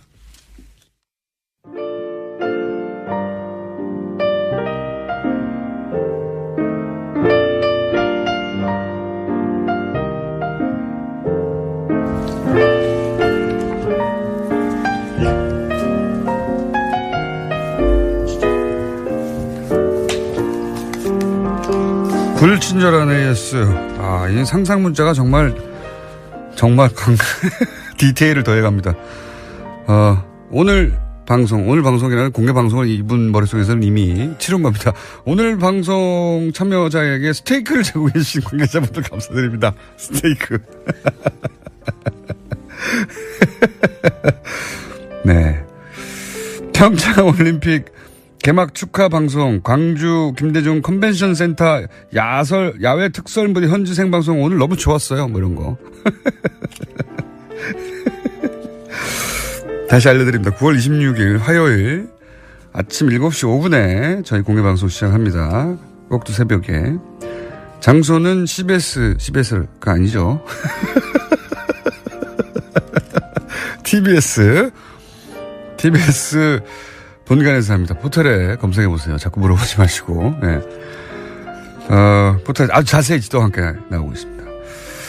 거제도에서 공개 방송 오신다는 분이 있네요. 중학생 아들이 공장장 탈을 보고 싶답니다. 탈을 쓰고 있는 줄 아나 봐요. 오늘 내부자 둘 문자가 역대 한 2위, 3위권 됩니다. 엄청나게 쏟아졌어요. 랩 배틀 것 같다. 각자 자기 말만 하니까 너무 좋네요. 이런 말도 있고. 문자가 쏟아졌습니다, 아주. 정말로 쏟아졌고요. 욕도 있고, 칭찬도 있고, 더 싸워라도 있고, 그만 싸워라도 있고, 아주, 난리였습니다. 그리고, 김광석 영화 너무 보고 싶은데 지방이라 상영관이 너무 없어요. 제가 이제 다큐를 2편 해보니까, 상업영화에 비해 다큐가 정말 어렵습니다. 이 얘기는 언제 할 기회가 있겠죠? 이렇게 되면 이제 극장에서 내려가는데 빨리 보실 분들 빨리 가서 보시기 바랍니다. 혹은 극장에 전화하세요. 좀 더 걸어달라고. 영향 미칩니다. 여기까지 하겠습니다.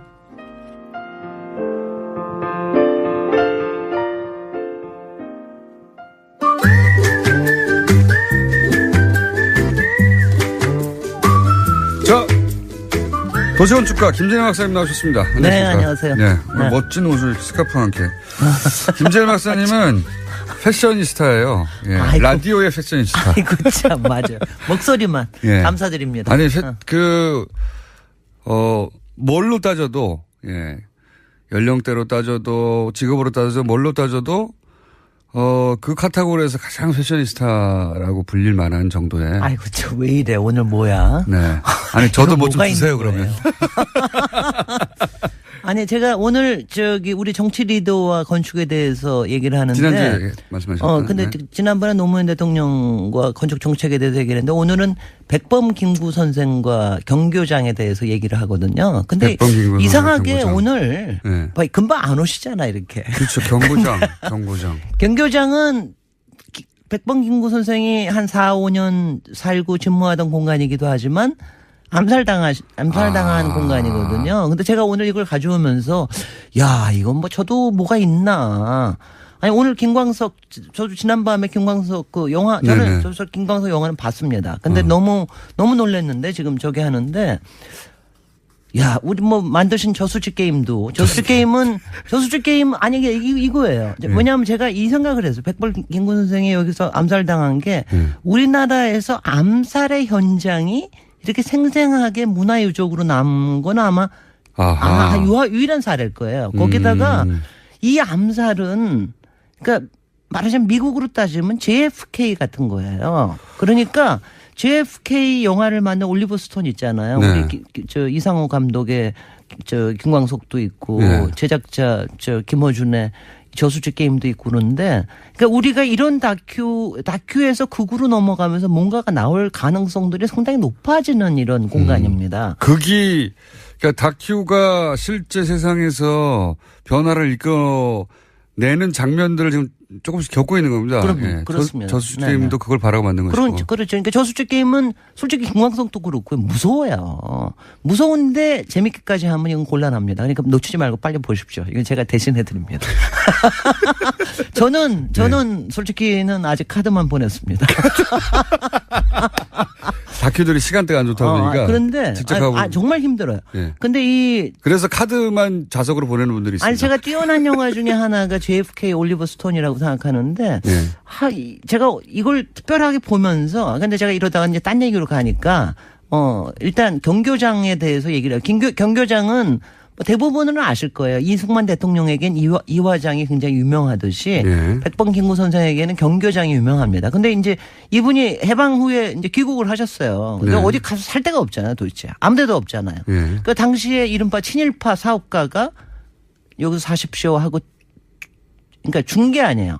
그냥 기증을 한 게 아니라 그냥 거처를 마련해 드린 겁니다. 근데 임시 거처군요, 말하자면. 임시 거처죠. 근데 이게 굉장히 잘 지은 집이에요. 왜냐하면 친일파에 금광 캐던 사람에 거기다가 왜 일본 군에다가 막 비행기 납품하고 이러던 그런 작자예요. 친일파 자산가였구나. 제가 이름을 여기 얘기 안 하겠습니다. 그러니까 그런 작자가 하든 간에 이렇게 좀 이렇게 깔아둔 거죠. 그래서 여기서 좀 사실은 일종의 보험 성격을 줬을 수도 있겠네요. 그러니까 여기저기 보험인데 그래서 거기서 45년부터 이제 암살을 당하실 때까지 49년 6월 26일까지 거기서 사시면서 집무하시고 그랬어요. 이 경교장은 이것부터 얘기해도 지금 있습니다. 어디 있는지 모르시죠? 몰랐어요, 저는. 이거 뭐 이름은 제가 막 뭐라 그러면 공장장 막 갈군다고 저한테 막 비판을 하시는데 아니 정말 이러면 안 돼요. 이런 거는 아셔야 돼. 이게 뭐냐면 서대문 경교장 지금 알기 시작했잖아요. 아예 모르고 사는 것보다 낫지 않습니까? 저는 경교장을 어떻게 알았냐면은 제가 이화여고를 다녔기 때문에 거기 바로 있어요. 지금 어디에 있냐면은 강북 삼성병원의 안에 있습니다. 그리고 현재 소유는 삼성재단입니다. 그러니까 그 금광 사업가가 굉장히 역설적이네요. 죽고 돌아가시고 암살당하시고 난 다음에 가져간 거예요. 다시 회수를 해가지고 갖고 있다가 삼성재단에 67년에 팔은 거예요. 그 삼성재단은 거기를 원래 본관으로 썼다가 뒤에 걸 짓고 큰 본관을 짓고 난 다음에는 이거를 그때 이 장례식장으로 썼던 것 같아요. 제가 장례식장 했을 때 처음 가봤으니까. 근데 그때도 얘기를 들었어요. 그래서 제가 굉장히 장례식장으로 쓰다니요. 아니 굉장히 신기하다. 이런 건물이 왜 여기에 있을까? 거기다 뒤에는 엄청난 큰 건물이 있는데 아주 가까워요.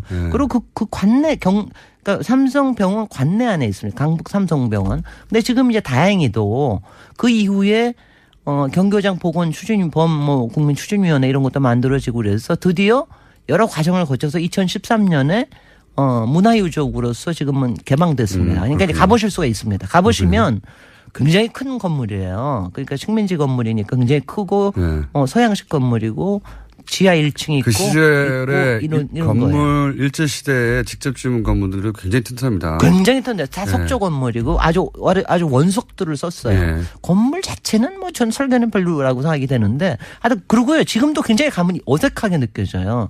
강북 삼성병원을 가서 그냥 길 옆으로 쑥 지나가요. 그리고 옆에 있어요. 그래서 좀 이상하긴 한데 가보시면 거기에 전시 공간들 이런 게 다 있는데 거기 2층에서 암살당하셨어요. 자기 본인 집무실에서 암살당하셨는데 경교장이 굉장히 저기 한 게 뭐냐면 역사적으로 중요한 게 사실 백범 김구 선생 하면 저희가 생각을 하는 게 효창공원 거기에 백범 묘지 백범 기념관 이걸 많이 생각을 하는데 사실 경교장에 가면 이 아주 정말 말하자면 이제 그 역사의 시간을 느낄 수가 있어요. 오싹한 기분도 느껴지죠. 오싹한 기분 느껴요. 여기서 처음 맞았구나. 2층이 집무실인데 여기서 처음으로 그 상하이에 있던 임시정부가 여기 왔잖아요. 와가지고 첫 말하자면 내각회의를 한 데도 여기입니다. 그리고 이제 여기서 뭐 사시기도 하죠. 그래서 그 앞에서 어쩌면은 군사정권 시절 그러니까 바로 이어져서 이승만과 그 군사정권이 이어졌기 때문에 이 장소가 오랫동안 묻혀 있을 수도 있겠습니다. 아니 저는 이럴 때 하여튼 역사의 아이러니를 느끼기도 하는데 건물이 튼튼한 것과 더불어 솔직히는 삼성재단으로 넘어갔기 때문에 온전할 수도 있었다는 생각이 들어요. 어떻게 보면. 물론 처음에는 장례식장으로 썼지만. 그럼요. 그렇게는 아니 그때는 그런 감각이 없었으니까. 전혀 없을 때니까. 근데 그리고 그다음에 여기서 이제 근데 암살당한 거는 안두희의 아마 백범 김구 선생보다 안두희를 아는 사람이 더 많을 거예요. 이름이 워낙 많이 거론됐어요. 근데 제가 암살 사건을 이 미스테리를 여기서 다 얘기해 드릴 수는 없지만 요거 하나만 얘기할게요. 안두희는 당시에 육군 대위였습니다. 포병 대위고 49년에 암살을 했습니다.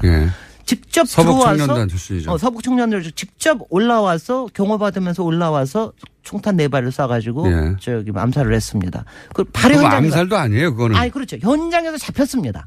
현장에서 잡히고 가가지고 무기징역 받았습니다. 이 사람이 복권될 때까지 시간이 얼마나 걸렸게요? 가명되고 복권되고 할 때까지? 얼마 안 걸렸겠죠? 얼마? 저 한번 해보세요. 글쎄 한 1년이요? 1년은 조금 심했고 그때 이제 바로 전쟁이 일어났으니까 4년 만에 전쟁 끝나고 나서 4년 만에 복권이 됐습니다. 그리고 군수공장 했습니다. 그리고 90년대까지 살아서 결국은 이제 뭐 이 사람도 암살을 당했지만 그러니까 당시에 이 미스테리가 영화로 만드는 소재입니다, 실제. 그러니까 우리가 영화거리가 너무 많다는 게 문제예요. 그리고 영화거리가 너무 많은 시대에 살았던 줄 알았는데 현재도 영화거리가 너무 많은 시대에 살고 있어요. 현재 스코어. 아직 풀리지 않은 게 너무 많고요. 근데요, 제가 여기서 한 가지만 얘기하면 제가 이제 백범 김구 선생님의 얘기를 하자면은 제가 솔직히 굉장히 좋아하는 역사 인물 중에 하나예요. 꿈에나 나타나시지만. 이분을 꿈에 나타나시면 막 무서울 것 같아, 솔직히. 기골이 장대했다고 해요. 사실은. 글쎄 말이죠. 저는 어릴 때 김구 선생 이제 사진 혼자 서 있는 사진만 봐가지고 그 사진으로는 크기를 가늠할 수 없고 안경 끼고 그래서 좀 왜소한 느낌이었는데 다른 분들과 있는 사진을 보니까 굉장히 기골 장대. 거인이에요, 거인. 그리고요, 우리가 백범일지를 잘 알고 있지만 저는 제가 이분을 놀랍게 생각을 하는 게 이분이 당시에 말했던 말이 나는 우리나라가 가장 아름다운 나라가 되기를 바란다. 국력이 군대력이 필요하거나 경제력은 우리가 살만하면 된다. 그렇지만 문화적인 힘으로 정말 아주 문화적인 힘을 가졌으면 좋겠다. 아니 이런 말을 하실 수 있는 분이 세상에 쉽지 않잖아요. 그 일제강점기 안에서. 실제 대단한 분입니다. 독립운동을 열성적으로 하셨던 분들 보면 사회 불만 세력이 아니고 네. 지식인이었어요. 지식인이고 예. 그다음에 그거를 갖다가 현장에서 실천하려고 노력을 하는 실천가들이고 네. 그리고 솔직히는 이 백범 선생님은 이 일화들을 보면 어떤 거는 막 찌질할 정도로 막 그 정말 생활인들이었어요. 막 이럴 정도로. 저는 개인으로 그 독립운동하시는 분들이 다시 재조명을 받아야 된다고 생각하는데 그 중에서 그 포인트 중에 하나가 기본적으로 자연인 개인으로서도 대단히 위대했다. 네. 지식인으로서 네. 배울 만큼 배우고 충분히 부여감만 살 수 있는데. 철인이라고 생각합니다. 예. 네. 그 긴 세월을 언제 죽을지 모르잖아요. 그 시절에. 네. 그래서요 마지막으로 얘기하자면 이 경교장이 이렇게 있는데 교사 남아서 이렇게 있는데 잘들 안 오신답니다. 그래서 여기 가시면은 거기에 멤버들이 너무너무 고마워하신다니까 이번 추석 연휴 때 열흘 동안에 많이 들러주시죠. 경교장. 알겠습니다. 도시건축가 김진애 박사였습니다. 다큐도 많이 봐주시고요. 나와 있는 시중에. 자, 안녕. 안녕.